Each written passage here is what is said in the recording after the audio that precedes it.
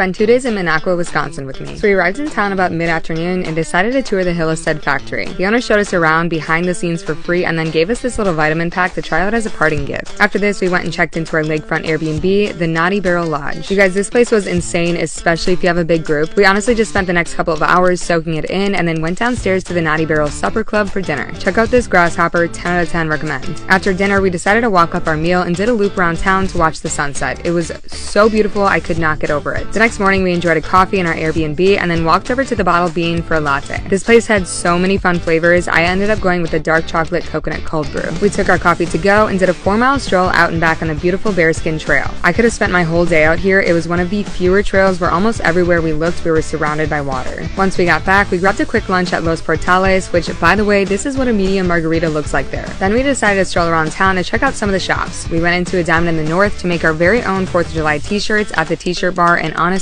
we timed this perfectly because as soon as we arrived, there was a torrential hail coming down, and by the time my t-shirt finished, so did the storm. After all this walking, we went back to the Airbnb to relax and had a bit of an early girl dinner before heading to the main attraction, the Lumberjack Show. I honestly didn't know what to expect, but this was so much fun. It is safe to say we were entertained. Our time went as fast as we arrived in Minocqua, so we tried to make the most of our last morning, and after checking out, we headed over to the Friday morning farmers market. I love a good farmers market, but I will say this one's kind of small, so if you plan on going, make sure to get there early before the stands start to sell out. After the market, we stopped into the Minocqua History Museum, where, surprise, we found the moderator from the Lumberjack Show the night before working. I love this guy though, he's super fun. He showed us this awesome massive model train set of Minocqua and the surrounding areas down below too. After this, we continued our history trail and went over to the Dr. Kate Museum, which had so many historical documents and displays. A history buff could honestly spend hours here. We followed the snowshoe trail over to the world's largest penny after this because I do love my weird roadside attractions. However, our very last stop in Minocqua ended up being one of the best of all. Imagine heading over to your friend's lake house who has a hobby of distilling. That is exactly what Northern Waters Distillery felt like, and this Bloody Mary was so good. 10 out of 10 recommend.